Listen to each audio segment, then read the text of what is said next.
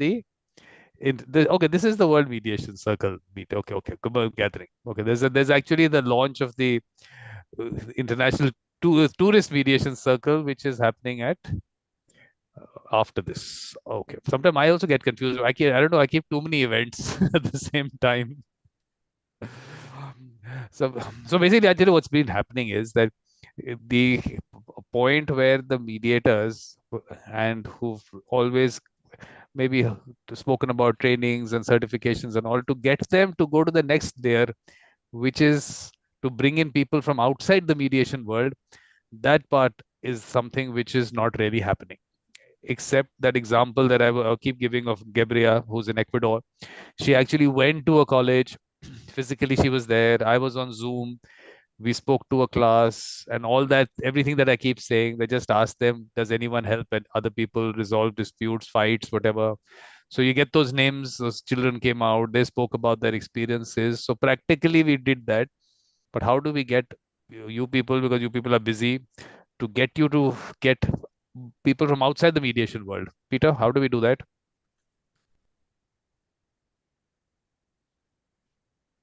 Sorry, say again. How do we get people from outside the mediation world as we know it? From there, how do we connect there? How do you people, would you have time to do it? You want me to do something? Please tell me. I run a Facebook group for separated parents, and they're often very focused on court and litigation, and I'm the admin for this group, and I'm regularly posting about mediation first, litigation last. Yep. And I'm running there's a couple of sort of themes I run: mediation first, litigation last. A lawyer will be seen as the warrior, right? Hiring a lawyer can be seen as an act of war. The mediator is a peacemaker. So, and I sort of try to promote those sorts of themes within the group. And there's sort of the champions in the group that sort of promote that idea first. But there's a lot down the other end of the spectrum as well that is the very litigious type of parent. And the parents that are embroiled in the family law battle. And they talk about how horrible family law is, right? But they're in it, and I try to promote the idea of mediation. That's the way out of that quagmire. So sometimes I feel like I'm a voice in the wilderness, but yeah.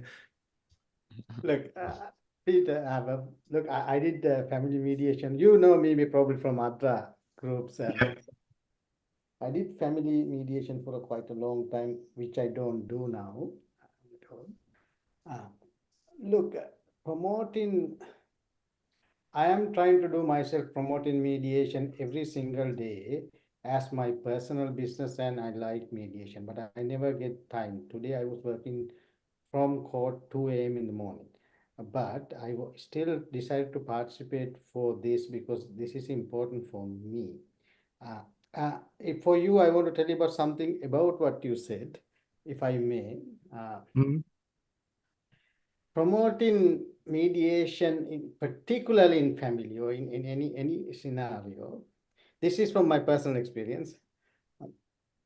As a peacemaker, people tend not to listen. Because in a family conflict situation, because I have been through this, I have done more than 1,000 family mediations. Yep. People don't tend to listen because people are at war at that time, and people want to promote their self-interest. They put it as their children's interest, but it is way far from children's interest. Yeah. So one of the ways to get into their thick heads is that talking to them that you are promoting their interest, but very strategically then put it that the interest of everybody. But first to get into their heads, say that, what do you want? I'm going to get to you for that. But I have done this. I'm talking to experience, doing this for many, many years. Because people don't want to listen to peace building. But what you do is that first step is to get into them. No, it's good. Right? How to get into their head. First step, everybody wants to listen what is there in for them. So if I do I'm doing a mediation training. So if I do, I don't know whether it's important to talk this here, because if I talk, imagine I do a intake session. The first half an hour to 40 minutes, that's the time that you take to build a rapport with the person, in my experience, like 20 to 40 minutes. That I talk about their interest and then create some doubts. So that way I have found out in my own experience, the message get into their head better. But what I would ultimately do is what you do, basically. But if I approach it like that, they don't listen. I guess when you said that, because just my experience might be different. I find I'm sort of there's a segment I'm sort of like preaching to the converted, or or I'm talking to the deaf. I don't know, Vikram, this is important, this discussion. Look, it's like that. We want to say hi to Felicity first. Felicity, can you hear us? Hello, Felicity. Hello, sorry I'm late. No, we should although we've gone into a direction of conversation which should happen in the next session. Right now, it was the launch of the International Tourist Mediation Circle, but this was an important conversation, which was a very nice thing that Peter said. I like that. Either I'm talking to the converted or I'm talking to the deaf. That middle one is what we have to create. Yeah. So, Rohan, you were saying something. I'm sorry. No, that is exactly true, because I don't know, in my experience, I was successful getting into 96% of their heads. So that is the difficult part, right? After that is easier. And if most people, when I mediated, I started when the family mediation started in 2009 here, FDRP thing. Yeah. So everybody was forced to come to me, basically. There was very few at the very first 2-3 years came voluntarily. So I just come to hear the certificate. I said, all right, I'll show you a certificate. Doesn't matter. Let's have a chat.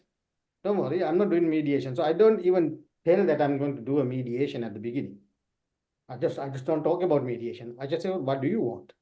I mean, let's have a chat. Start from there. I don't even mention the mediation in the first hour sometimes. But then eventually I say to them after the last 20 minutes of a session, what can be the advantages for them in mediation? Not for peace, not for the family, not for children. And suddenly they buy it. Like, okay, is that advantage me? Oh, of course. They come normally to go to court, right? Deadhead go to court, and they are in court. And like some of the mediations I got, like they are in 5-6 years engaged in court. Yeah. But then I talk about their court battle, their problems, how bad is the other one. And they say, look, if you try this other thing, just something called mediation, you may have this advantage for yourself. Then I understood suddenly, here comes the good response. They start listening. So why don't we? So we have nothing to lose. Just try it. Cheap also. So that's somehow I got that, but it took me very many years to come into that understanding that they don't listen. You can do that on the one-on-one, but when you're in a group where you're posting and you've got thousands of people but that is the viewing a post. Yes, I have never done that, Peter, so I don't know how it is, how it works, because it's just like it's like this placebo effect that if you get what I believe sometimes that I do, I think Vikram might know this, is if you get one person properly the consent from their heart, it works like that person go and talk to their family, their friends. Yeah. It creates this ripple effect. I call the ripple effect of mediation actually. So that's, I think there's enough discussion. That's how I used to, I'm trying to actually start a group and do some discussions about this because how to get the message across is very important, the mediation message to get across, part of what we are doing now also, I think. Yeah. My idea is that we have to make them experience it as early as possible, and without even using the word mediation in some way or the other. In some way or the other. That's what I was saying. They just have to get them to experience it. The issue is that people are not experiencing it, and that block in the mind as to what is this, and we don't understand what you're talking about, kind of thing. To be able to get out Because to know. suddenly they get the idea, Vikram, like, oh, do I have to give up?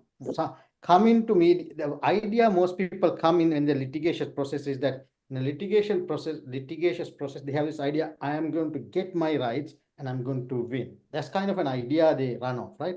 And the mediation, they look at, do I have to give some of them back and do I have to compromise? So we have to juggle with that idea at the beginning. No, you don't actually compromise. You actually achieve more in a different way. So that is a tactic. You put the idea into the head. So the moment they come into you a little bit, I have to compromise. I don't want to do this. Well, no, you're not compromising. You're achieving more. It's how you reframe it, like, just normal reframe the situation. Yeah. What hasn't gone out, we have on the 5th of June, I'm launching that International Reflective Practice Circle. That was kind of launched, but I'm kind of relaunching it, but it did not get launched in the right way, I think. So 5th of June, please, it'll be the same time. No, it'll be 1 hour later. It'll be at 7 o'clock, Canberra time.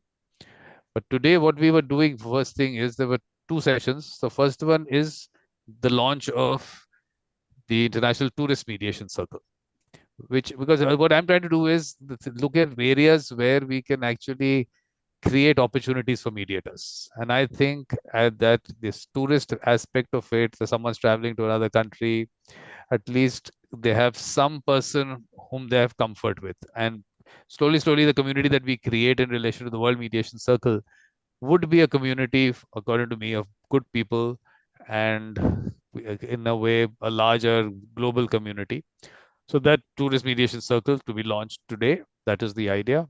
And your thoughts on this? I mean, I have my thoughts, but I'm going to give my thoughts later. But Romain, any thoughts on the International Tourist Mediation Circle? Oh, yes. I'm going to say something about the personal experience of the DRC, the Democratic Republic of Congo, where I'm I'm trying to do the same thing, make sure that people can listen to the mediation. So I started from the students. I just went first to the universities in the main city, which is Kinshasa, and then decided to organize talking, sharing ideas about the greatness of the mediation versus the court system. But like what Peter said about the lawyers, I don't really say that, because most of that's the truth. There is a war there behind the lawyers, but I try to tell them that they can play on both scenes, meaning at the court and then in the mediation. But I just make sure that I told them that they are not the same person as they are entering the mediation versus when they are serving as a lawyer. That's why I always, right now, I'm training a group of people.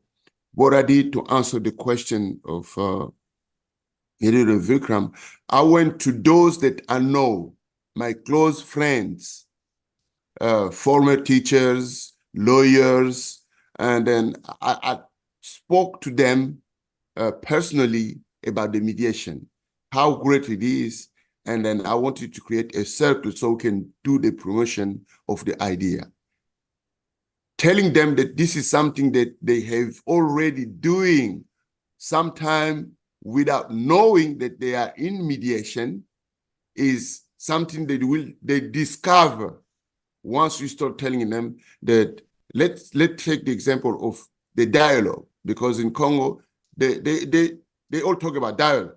We do dialogue. Then I would say, okay, inside the dialogue there is a mediation part. When you're doing this and this, trying to assist to resolve problem between two or more persons, it's a dialogue, I accept, but technically another person will come and tell you that you are doing a mediation.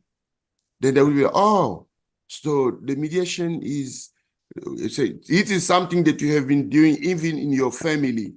I say, once you have, let's say, are you a married person? Yeah, we are married. Or do you have discussions between your wife and the, oh, yes. Did you call anybody from outside to resolve the problem? They will be like, oh, sometimes we know, sometimes we don't. Yes, that's the mediation. If you did call someone from outside to come and help, then that person is becoming a mediator in this way that he's not part of the conflict. He's just coming to help you solve the problem. Have you done that before? They will be like, oh, yeah, he came and we did that. But the other part that I will mention is that when you look at the Congo as a country, it is a continent. So you will find out yourself that the court system doesn't serve more people far behind the big cities. So I will be like, how do you think the people in the rural area do serve, how they solve the problem? Do they use the traditional setting of justice, or they will be like, oh no, but what do we think they do? They come together and start discussing and find solutions. Is that real? Does it work? So, yes, in my village, it works. Then I will be like, okay, that's what we're going to talk about is here. When we come together, we will always refer to that kind of problem. And we also always let them know that we're not telling lawyer not to come. But here we give you the possibility to talk about yourself. What do you feel about what happened? What is the version, the fact that you want to share, which is not necessarily going behind a lawyer. But if you want to, you can come with your lawyer. Then I will always tell people to make sure there is some kind of caucus with the lawyers so we can discuss technically about what we want here in the mediation. Because sometimes we'll be like, okay, I'm coming for my customers. If you are coming for your client, then this will be a problem because the client will pay you to defend him. But you are coming to promote a place where an open dialogue will be shared, discussed, frustrations, everything, so we can get to something more acceptable between the parties, which is very hard when you're acting as a lawyer. They pay you to defend a case. So if you come to mediation as a lawyer, sometimes it's very hard. But I told them, like my friends that I'm training as a mediator, I told them that you need to learn how to act as a mediator on one side and as a lawyer on the other. It's very hard, but you need to get used to it. That's how I handle it. And I have a group of 14 people that I'm training now as a mediator in Congo. As I'm keep going through universities, discussing about why people should do mediation first before to go to the court. They don't lose nothing. I always insist by telling them the court system is always there. You're not going to change it. You will always go there when you need it. But let's try this and discover if it works or not. That's how I try to put it, because lawyer will be like, they're telling you, what are you talking about? You need to do this. And then they feel that you are coming to protect the criminals. So are you trying to say that we need to forget everything within the impunity? I'll be, no, that's not what we're trying to promote here. We need to see if this is something that we can handle without going to the court. If it's not protected by the courts, when you talk about rape in Congo, everyone will be, no, we don't touch rape. So I would be like, okay, behind the rape, you can arrest the criminal, but the victim is still there, so we can talk about some issues around the entire family or the community when it comes to rapes. That's how I put it, so people can listen. But I do believe that it's not easy, it's very hard. But this is something that they always do, and then they like it if it works to help them solve the problem. I think very well said, Roman. I think we need to take this clip out. I would have normally interrupted you when Lisa came in. The normal protocol is someone walks in, we have into my living room, we have to say hi. But I think what Lisa, you heard him, they're very important by what he said. Very nice. But Lisa, you want to say hi to everyone? What I should do? Wait, are you going to unmute yourself, or I'm going to ask you to unmute yourself? Yeah, hi everyone. I know Romain. So hi Romain. Hey. Ruan, I'm meeting for the first time. So pleased to meet you. And I think Peter, I'm meeting for the first time. So I'm pleased to meet you as well. I'm from South Africa, in Durban. So now the thing is that Ruan and Peter will also introduce themselves to you. Yes, Ruan? I'm Ruan, and I'm a mediator and a lawyer. Mediator first, and I'm in Australia. And Peter, yes. Hi, Lisa. I'm a mediator or family mediator in Australia. Hi, Peter. Hi. And of course, Lisa is her middle name. I have to change her middle name. I'm sorry, Lisa, I haven't changed her middle name yet. First, let me put it up, and then you'll know what her middle name, as she calls herself. I have done that. So this is what her middle name is. Law Mom. Why is it Law Mom? Please tell them, Lisa. Okay, Vikram does this to me every time. I'm Law Mom because I have a following on LinkedIn where I help baby lawyers. So those that are up and coming in the field, legal fields and law students. So I've kind of branded myself as the Law Mom of LinkedIn. So that's Lisa, my middle name. Can I ask you a legal? I'm from Sri Lanka originally. South Africa is one of those countries where Roman Dutch law still prevails as the residuary law. In Sri Lanka is one country. I have heard that South Africa is another country. Is that true? Just repeat that, Rohan. You're very soft. Look, I'm originally from Sri Lanka. Sri Lanka is a country where, because of the colonization, the Roman Dutch law still prevails as the residuary law of the country.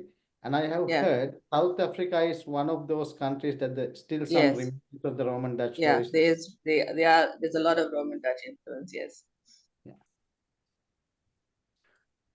But only thing, Lisa, today, actually, there were two sessions. There are two sessions. The first one is the launch of the International Tourist Mediation Circle. Not much discussion has happened on that. It's general discussion about the issues of, obviously, everyone knows that there is that whole world which doesn't believe in mediation, which, I mean, Peter also spoke about. Rowan also talks about how he gets in there. But International Tourist Mediation Circle, some thoughts I want on that, because I have some thoughts, but I don't want to put them out after I don't hear you people out. So I was going to ask Rowan for his thoughts. Rowan, thoughts on the international? I think it's a really, really good one, because if I connect to what the Roman said, because law can be very specific to each country. For tourists, law can be very law in one country can be very alien, right? Imagine somebody from civil law country in a common law country is just different, right? Applicability and everything. But mediation always open in dialogue, communication as a common thread in human race, that we talk to people and resolve things. It is, I'm not saying it's entirely common, but there's a commonality than the law. So it actually will appeal a lot in resolving dispute. The tourists meet beyond the ambit of law. It might be, there might be big openness there, because the more people will be receptible to that than getting into the legal system, actually. Absolutely. I never thought about that, but when I think about that, it is actually a big opening. Yep. That was the idea. Yeah. Exactly. Because the thing is that mediation goes beyond borders. There is no concept of you not being able to have a mediator sitting in another country in any case. But then when you're traveling to another place, like you said, there is, first of all, do you even want to engage with courts or police or anything like that? You don't want to. You're traveling somewhere. And for me, it's an opportunity for people to experience say, let's just say, dispute resolution in a space where they're not going to rush to a lawyer. So that first step, which in general I want people not to take, and have a person coming there to assist them. So you're in a space that you'll be open to that, and it'll be a space where you'll experience something which you can take back with you, the experience you take back wherever we can give them that experiences. So this is one of those areas which I feel. There was Mandy from Greece who is supposed to also come in, and she's also getting someone who had come to Delhi, and they had some issue in Delhi. So he's going to talk about his experience as to why mediation and a mediator would be helpful when you're traveling, because he keeps traveling around the world. So maybe that might happen. But yes, Lisa, thoughts on the International Tourist Mediation Circle? And also, let me tell you, Lisa is going to go to vote. South Africa is voting today for the election, so she doesn't have today too is much the time. national election day. Yeah. I think this is where it's one of the more needed, or one of the more pertinent places in which to have mediators, because, like you said, besides not wanting to engage the legal system of that country that you are on holiday in, or having a working holiday or whatever, you don't know what the legal system is, right? So even if there are lawyers around, you might be on the same street. Maybe it happens on the same street as the police station, and there's a whole lot of law officers there. You don't know how to go in to make an appointment, what their fees are. So I think when I saw the Tourist Mediation Circle, the launch, the post for today, then I was like, that's actually where it's most needed, because as a tourist, you're lost, right? You are there for a different reason, and you don't expect to encounter conflict or some kind of brush with the law. And most of the time, I think with tourists, it's fairly innocent, and you don't anticipate getting handcuffs slapped on you for something that you don't even know might have been a violation. So I think it's one of the more needed areas for mediation, where if we have these people, because I know here in Dublin, when it's holiday season, the world comes to Dublin because of the weather, even in winter. So there's all these tourist things that are set up on the beachfront, and places where you can take your lost. If children get lost, they can go and wait there, and the parents will find them. Imagine if we had a mediation booth where if you had a brush with the law, say you littered and you didn't know it was a violation, and there was a 500 rand fine, right? And now you're faced with the policeman, or the metro policeman, as we have them here, the sort of the provincial police, and they're coming to find you, and they don't know you're a tourist. There might be a language barrier as well, because you might be a So you might need a mediator that maybe from your country that can speak to the policeman. And so I think it's very, as with all the stuff that I'm involved in, I will lend my support to a tourist mediation circle, because you don't want you as a tourist and tourists coming into your country to have a brush with the law, where it's most of the time it's incidental. And you don't want them to also leave your country with a bad taste in their mouth, It's a communist country or they're very authoritarian. So I think if we can set up, especially during holiday seasons, I think, where there's a lot of influx of international guests. And even here we have provincial guests. We have from other provinces, but the laws are the same. But even so, like, if we can have those kind of mediation booths where people can go and just explain themselves, in their mother tongue or whatever, and just sort the thing out. So I think it's a grand idea and a very nice, useful space in which to have mediators involved. Great. Good. You like my concept. Now Mandy is also. Mandy, you want to say hi to everyone? You know everyone? Do you know anyone? I'm not sure because I don't wear my glasses. Thank you very much. But I always feel this environment is so friendly and everybody is a friend through this connection we have. So from the first. Mandy is frozen. Mandy, you frozen now. But Felicity was also back. Okay, her audio is connected. So, Peter, thoughts on the International Tourist Mediation Circle? How do you connect to the tourist?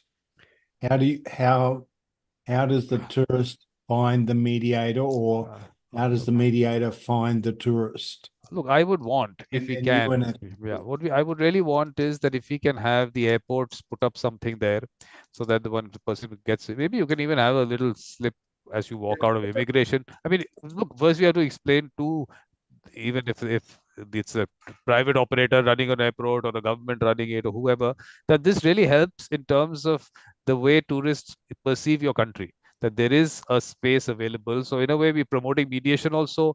We're giving people the comfort of, if you can get into any issue, we have these people available who are, according to me, good human beings first. So they're available. So that can be at the airport itself. It can be at wherever these tourists go. Mandy had some thoughts on that. She's also going to put out her thoughts. Mandy, are you back with us? Yes, I am. Peter's question is, how do you reach the tourists? How do we tell them? Look, we had experiences that showed that people in this vacation situation, this experience has a feeling of being in a place you don't know, people, language, ethics, all these things that give an insecurity. What people need more than anything, which I have experienced because I live in a tourist place and millions of people come here in a small island of Greece, where I am, is that they are looking for somebody to trust and to feel that they have an honest person to help. So this experience I had until now shows that as from the moment there is a person they can trust, conflicts stop being scaring, and there is a space for discussion, for mediation. That's what happens. People find in mediation a ground to discuss and to feel that they are heard and there is nobody there to take advantage on them. So in my experience as a lawyer, I've solved the cases because of this environment of mediation. And also I have friends that have traveled, and the recent and very inspiring experience was that they traveled at India, and they met Vikram there, and they had some very important difficulties that stopped being difficulties because Vikram was there for them. I mean, this is what people want to trust. And especially when they are in a place they don't know nobody, because trust is a personal thing. You trust a person. You don't trust a country or an environment. You trust people. So when there is a person somewhere that you feel trust, there is no fear, or there is a positive possibility for solving things.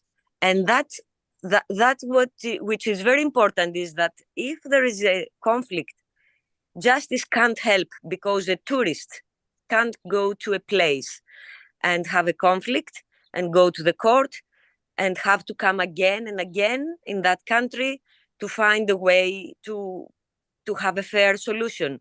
This is not something that works for tourists. So even if people have the choice when they live in a country that they have the justice to find what is right or wrong, the tourists, I think they don't even have this choice. It is very difficult to go back to a country and find all this system and the lawyers and people to come with you and support your position or your opinion, and come again and again, because it doesn't finish from the first from the first visit that you have to. So it's the most, in my opinion, it's the most obvious case and situation. But Mandy, while you're talking, if you don't mind, can I put out pictures of Zakynthos behind you? Because it is the Tourist Mediation Circle. Let people see Zakynthos. While you're talking, you can keep talking. Yes. Wow. Yeah. But Mandy is also going to get distracted. This is where she's sitting. Oh my gosh. That's why she understands the tourist aspect of it, because they get a huge number of tourists during this period now. Now the season will start. I mean, You keep talking, Mandy. I'm just putting a background to you. I'm inspiring myself, because the sea, Vikram knows very well. I feel sea is the symbol of mediation. It's that space that connects lands. And if we make the image that people, we are like a land or a country, the mediation is the space between, and sea is the connection. So to me, it's the symbol of mediation. And Vikram is the Pacific Ocean, as I like to say, that connects all of us all over the world. That's really nice. So yes, it's the image I keep in my heart, and I feel it's a very fair picture to realize what is going on here, because it is very huge what is going on here. You are in a point in the world, in some point of the whole world, and it is so beautiful that this connection all over the world has happened through your love and your peaceful mindset and your love for mediation, and we are all connected. It's very important what is happening. That's why I said before that I just entered in the meetings and the gatherings, and I know friends are here. It doesn't matter if I don't wear my glasses to see the faces. it is very trustful environment. And this is something that we feel, and we can realize that other people also like to feel. Okay, so now there is no doubt that anyone has that who's the best spokesperson for the World Mediation Circle. No, yeah. Okay, so but now we'll get to Peter's question also. But before that, maybe let's get Felicity's thought. She wasn't here. Felicity, right now, people are giving their thoughts on the International Tourist Mediation Circle. So, what are your thoughts on that? Oh, I think it's hugely important. I have experienced, my husband and I took our children out of school for a year, for a gap year around England and Europe. And we left 17 days before COVID. So on day 17, after years of planning, COVID arrived in England and we were stuck. But look, we managed to navigate 14 months away, but there were challenges in it. And there were a number of challenges for people who were stranded and couldn't get back to their country of origins also. And I see it replicated again with the recent Australians being caught in New Caledonia.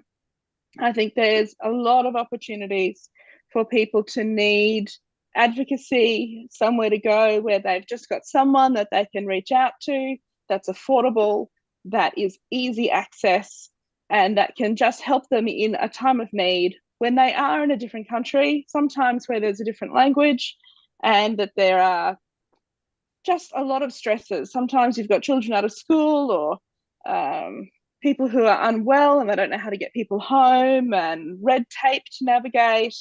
And I just think this is a service that, in my experience during 2020, we would have used. And certainly I know a lot of people amongst the expat community who would have used it also in that time. So I'm a big advocate for this particular circle and can really see the need for it.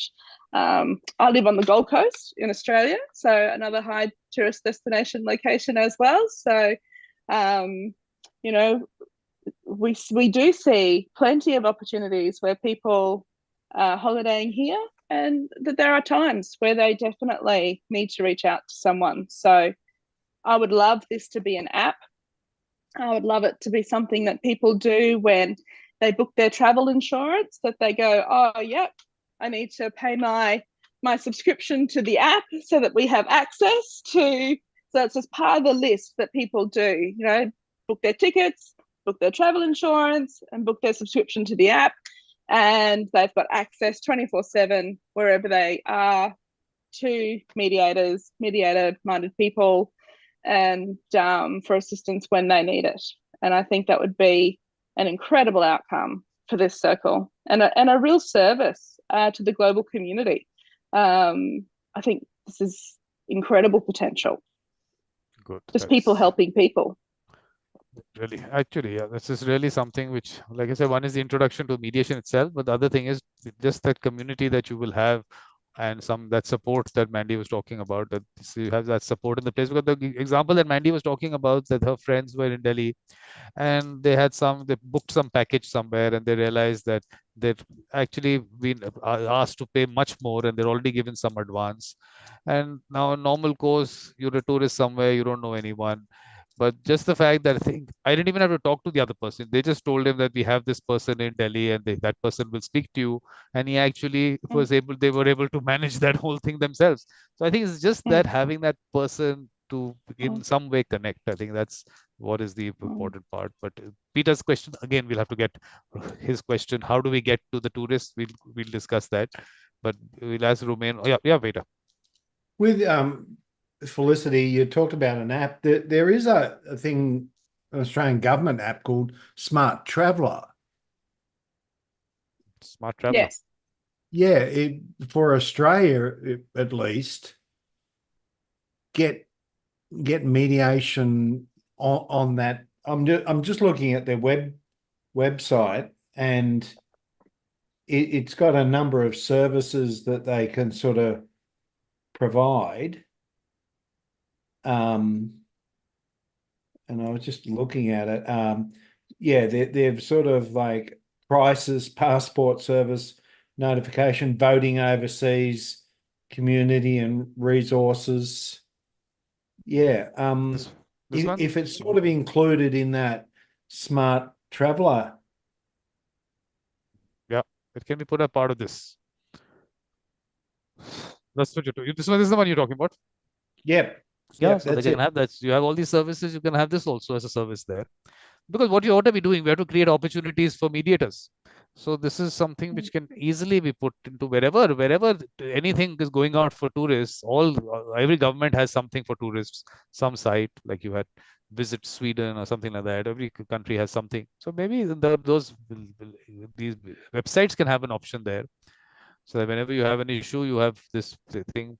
The thing for me is why the World Mediation Circle and why the International Tourist Mediation Circle for me is that the people that I'm trying to get in are people who are good human beings to start with. It's about not quantity, it's about the quality of people.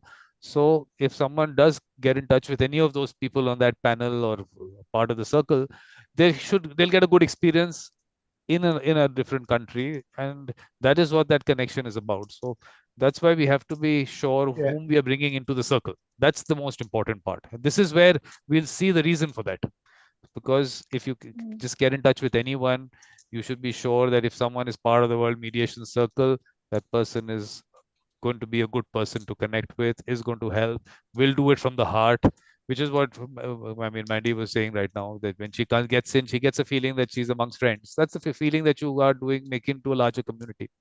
So, yeah, so that's one thing. But Rumain, you did not give your thoughts on the International Tourist Mediation Circle. Anything on Congo? Is there, I mean, in terms of tourism, is there a lot of activity there? Oh, thank you. I think this is something very important, especially when we're talking about Congo, because I always wondering, this is a personal example. When you go to the State Department of the United States information page, they will tell all Americans not to go to Congo. That's the voice of the government. They don't want them to come to Congo. But once you are in the country, you will ask yourself, so what all these Americans coming every day are still coming? That's number one. And then it is said clearly that if you go in the eastern part of the Congo, where there is all the killings, wars, they will say the government will not assist you as an American. So you need to stay here. So all these questions, people will, those who know me will say, okay, Romain, is this true or not? So I would be like, okay, I will not go against what the government is telling you, but I believe we have so many Americans living peaceful there, and then if you want to go, then you can make that decision. So what I'm trying to say here, that this will be a great opportunity to support those who have rumors, those who are just feeling like, okay, I don't know what to do because I don't know anyone there. But if he has to be connected to someone who he's there, he can feel that there is life there. So, and then the world itself becoming a village, I truly support what we are saying here, because you never know when we move from what place to what place. So if those people can get connected to the mediators, it's going to be a great advantage for them, because in Congo, for example, the justice system is, the president himself has publicly said that the justice is not working. For the president to say that, So everyone is feeling like, oh, how will I be protected in a country where the president himself is saying that the justice is not working? So I think mediation will really help. So I'm just using this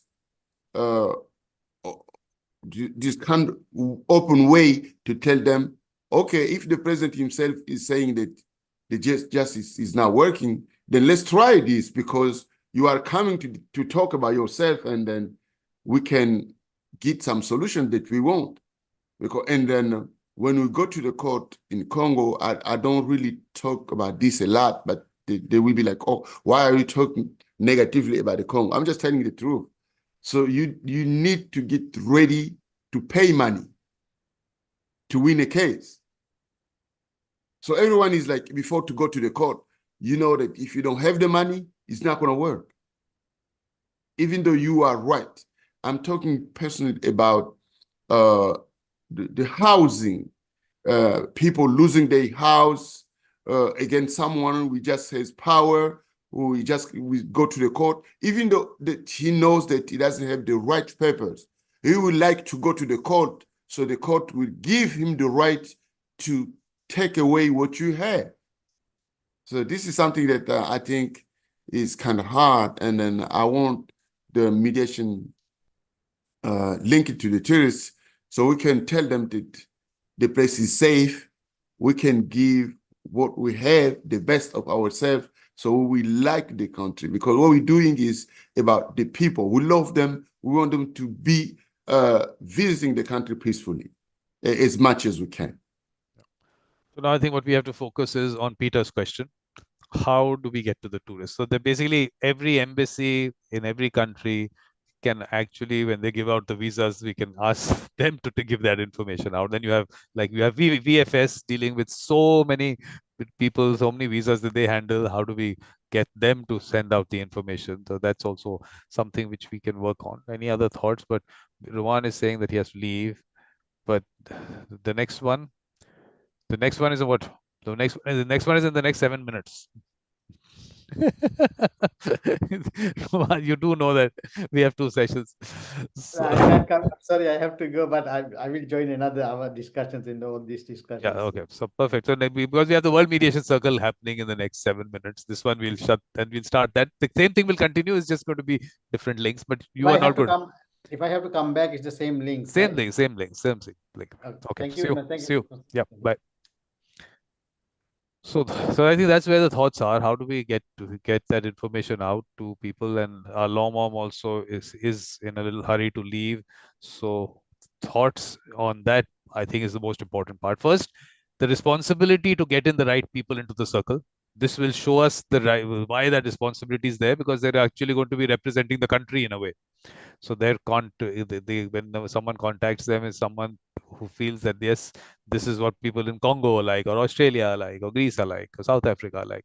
So that connection with the right people. So that's the responsibility, and how do we get to them? So, Law Mom, any thoughts? I have a thought. Okay, Felicity has a thought. First, Felicity. Okay. Law Mom, we'll have to ask Law Mom if she has time. Now, Law Mom, you have some time? Yeah. Yes. So yes, Felicity. Well, there are, what we discovered in our year away is that there are a number of bloggers that are with a huge audience and a huge reach. And if we had an app, if the app was the portal, then it would be an opportunity to have the bloggers promote it. So the app will create presence, and then to take it to people are already going to. Travelers are already going to the bloggers. You know, before I planned my year away, I was going to the bloggers. I was going to those sources to get real world experiences, not so much what the countries were putting out about. I was traveling with 3 children. So I was going to sources of experience rather than to tourism information put out by countries. So there were a number of things we learned through the bloggers, such as nomad insurance and all sorts of things that we would not have found out outside of the blogging community. So I would recommend, if this became an app, that we engaged bloggers to promote it, put it on their pages, as one way of getting the word out there. In terms of the app, Peter also wasn't there. I mean, none of the other people were there. Last session that we had, we were talking about how creating an Uber for mediation. That's the idea. That's what that app is going to be. So the Uber for mediation has to happen, but because we need at least some representation in every part of the country, world. So that's why the importance of creating these circles and bringing people in. And it's not just about the people who are really professionally practicing as mediators, even at the grassroots level, just the fact that someone has someone available to them in a community which everyone's not traveling into. I mean, I'm connecting it to the tourism mediation circle. Everyone's not traveling in the major cities. They're getting out. They're going to smaller places also. But if they have some support system in every place, so that's why creating the circles, bringing the right people in, putting them up on the platform, and then the Uber of mediation takes off. So that's the idea that we of course promote that app also. But all that depends on, of course, funding has to happen. So let's see how that happens. Is that funding going to come from some organizations or institutions, or are you people going to fund it? Or people part of the World Mediation Circle are going to fund it? Who's going to do that? That question will always come up, but that is only when the larger roadmap is in front of us as to what is it that we are doing. So that's why these seeds, I'm putting these seeds out as to various opportunities for mediators to get them work. So this is one of those opportunities. Every organization to have one, that's an opportunity. Of course, every community to have one, every family to have one, all those are opportunities. But so we have to create the opportunities is what the first kind of step is. So if anything on the International Tourist Mediation Circle, if someone wants to say something, otherwise I'll stop this and start that World Mediation Circle. The same conversation can go through. There's no difference in the two. But any thoughts on this, specifically on the International Tourist, Mandy? Anything? Yes, I would like to contribute the thought that people choose destinations for the travels with this criteria of security and safety, and some destinations are considered to be dangerous, so people avoid them. And one of the things that makes a place dangerous is that you don't know how to manage difficulties. So this could help not only people, this idea we have could help not only places like my island and my country that are very tourist already, but countries that are not, because of this fear to become. And this is very beautiful because tourists coming to countries, it's very beautiful to encourage people to travel to countries that are not tourist destinations, because this will help both the travelers to have experiences in some different kind of lifestyles, and also the countries that receive the tourism to exchange ideas and to do all this beautiful thing tourist does. And the other thing I was thinking is that people travel in groups and not alone because of this reason. I mean, group is kind of a mediator situation because they know there is an agency behind the trip, and whatever happens, the travel agency will help. So this shows how important it is. People wouldn't travel this way, but they do for safety and support reasons.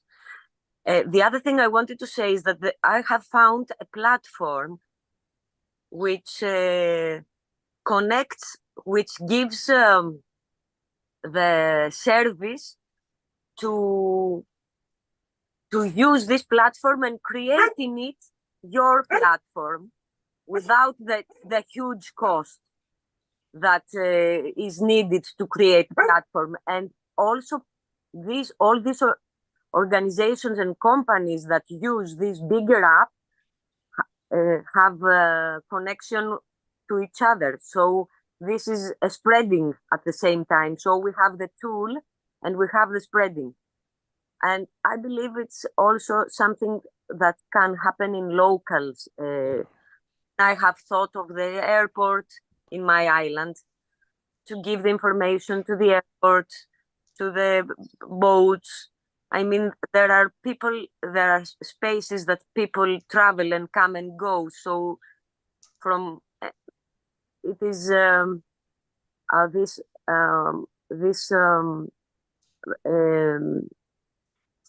ways that these places that people pass and meet. So it is easy to do it also. Okay, perfect. So what I'm going to do is I'm going to stop this, start just nothing Yes. changes. Give me 2 clicks and will happen. So I'm just closing this one. Good thoughts of the International Tourist Mediation Circle. We have to do lots of work there. We'll have that next. We're going to fix up the gatherings for these circles there. So thank you very much to everyone to be part of this. I'm not giving you an opportunity to say anything, but we are going to stop this and start that.